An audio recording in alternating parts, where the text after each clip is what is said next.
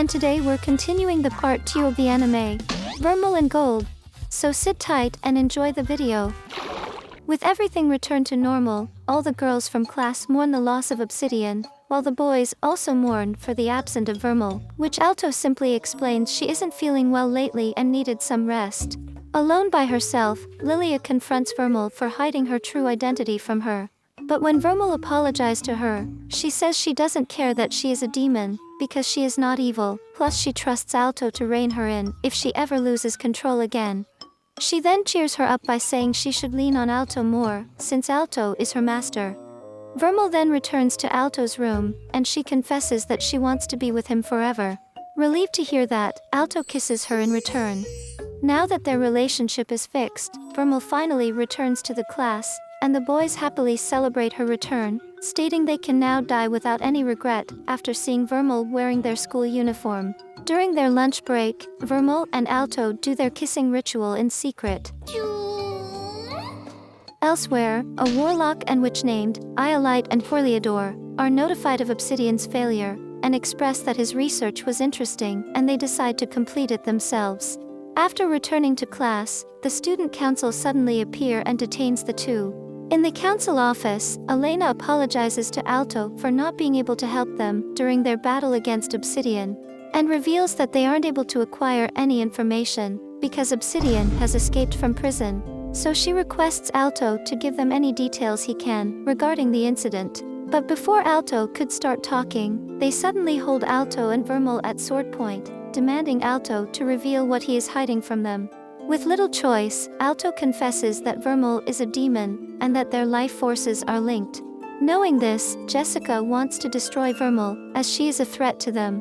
But she is shocked when Elena accepts them, stating this may work in their favor having a demon in their team, and adds that she could easily kill her if she ever gets out of control.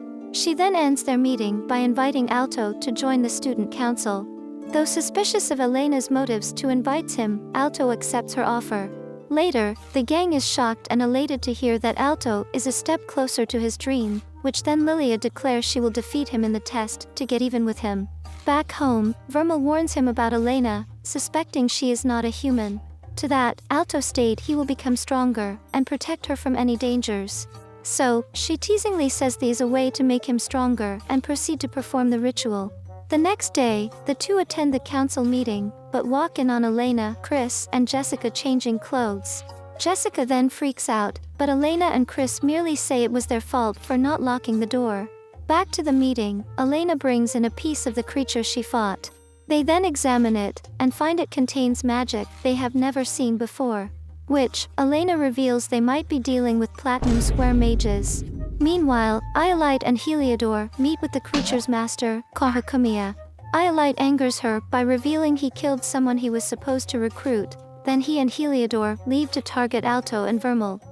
That night, Alto dreams of a child Vermeil crying in a ruined city. Then a woman tells him to choose between helping humanity and bringing salvation, or helping Vermeil and bringing destruction. He then wakes up from the dream, and continues study for his upcoming exam, because he is nervous he would fail. So Vermeil supercharges his mana to help with his practical exam tomorrow. The next morning, students from all over the country show up to take the exam.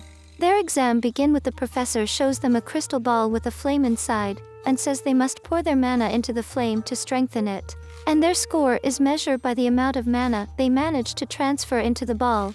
Although this sounds easy, several students try their hardest, but cannot affect the flame at all and fail the test. When it's Lilia's turn, she realizes it is because they are focusing their mana on the crystal and not the flame. She is able to easily make the flame big.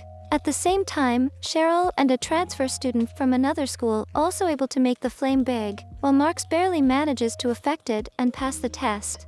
Alto is last, and using his knowledge on mana construct, he realizes the crystal have 4 mana spots, and the best spot to pour mana into it is located behind the crystal. However, Vermeil encourages him to show off, so he pours his mana from the most difficult spot, shocking the professor. Alto's incredible mana is able to turn the flame color into silver, and even makes the flame so big, it shatters the crystal. He immediately apologizes to the professor, thinking he had failed the test, but the professor says he passes the test with flying color, and tells him to focus on the next test, because he could still fail. Later, Alto and his friends have a picnic before the written exam. There, Marx reveals his secret to pass the exam, a six-sided pencil, making the group speechless. Cheryl then tells the group about a student who passed every test with full marks, and went on to become a platinum square mage, worrying Alto. But the group brush it off and have a last motivational roar, before heading to the test. However, Vermeil couldn't help herself, and pulls Alto into a hallway to replenish his mana, even though he doesn't need it.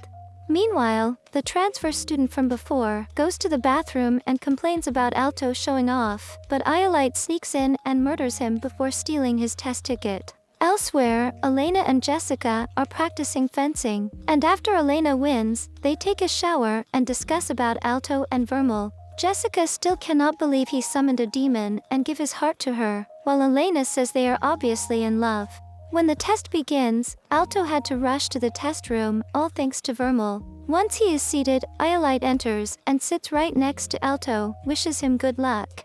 Few moments had passed, Vermeil sits outside feeling bored, but she gets flustered when she remembers how Alto promised to protect her. Back to Alto, he freaks out when Iolite falls asleep as soon as the test starts, but had to concentrate on taking his own test. After a while, Iolite wakes up and writes super fast to finish the test in mere seconds, then mocks Alto for being slow. As the professor reprimands him for talking while taking a test, a guard barges in the room and reports finding the body of the murdered student, which the professor quickly realizes Iolite is not a student. Now getting caught, Iolite says he only took the test for fun, then summons a stone golem wrecking the entire room. As the students except Alto evacuate, Vermeil and the professor from the first exam show up to help.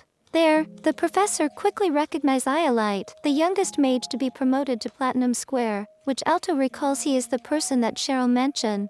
Meanwhile, some guards drag a reluctant Lilia, Marx, and Cheryl out of the building, but when they try to re-enter, a space warp created by Heliodol sends them back outside.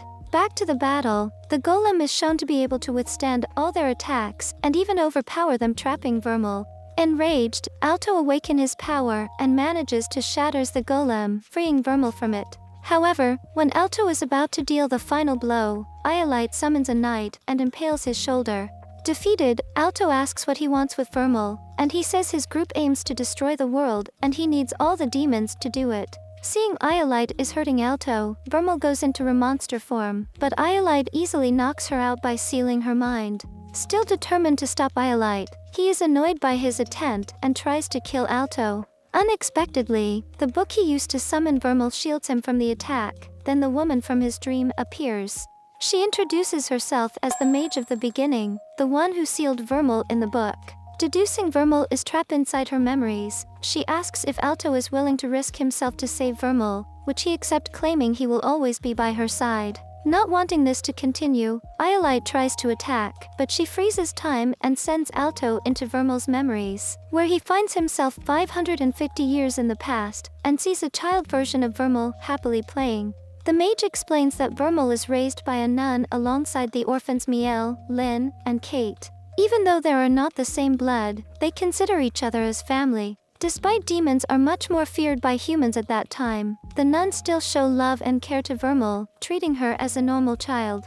But one day, while Vermeil went out to play, the ribbons covering her horns falls off, and is bullied by the neighboring kids. When Miel stepped in to stop them, she also noticed her horns, but she doesn't care, telling her she will protect her and takes her back home. However, when the townspeople learned Vermeil was a demon, they started to blame her for a plague hitting the country, so they formed an angry mob and laid siege to the church. Seeing that the situation is getting worse, Miel urged Vermeil to leave and escape before it's too late. And she almost made it out of town, before she overheard the people saying they would kill her family, so she ran back to save them, but found out she was too late. Her family had been hanged. As the mob surrounded her, she was overwhelmed by her emotions, and went into her monster form for the first time. And in her rampage, she killed everyone and burned the whole town to the ground. As Alto is appalled by what he had witnessed, the mage says this was her crime and the reason why she was sealed away. asking if he still want to treasure her now.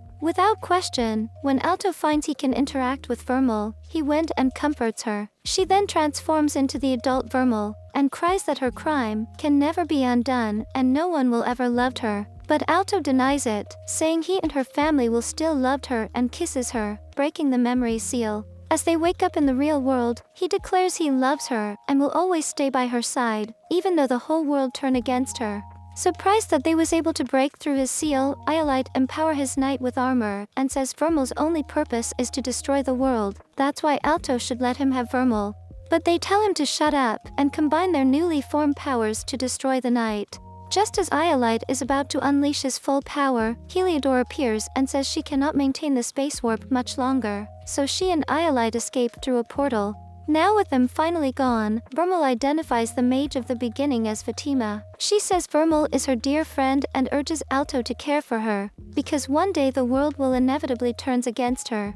After she disappears in a sparking glow, everything returns to normal, just like nothing has happened. Soon, Lilia and the group is ecstatic to find Alto is safe. Later, in an effort to become stronger so he can protect Vermeil, Alto is trained in fencing and martial arts by Jessica and Chris. He is easily defeated in spars due to lacking strength and experience, but aims to improve. In bed, Vermeil and Alto are replenishing their mana, and they have a lovely moment together. In a student council meeting, Elena informs the student council that they must all work together to stop these attacks from happening in the future, and they all seems to agree.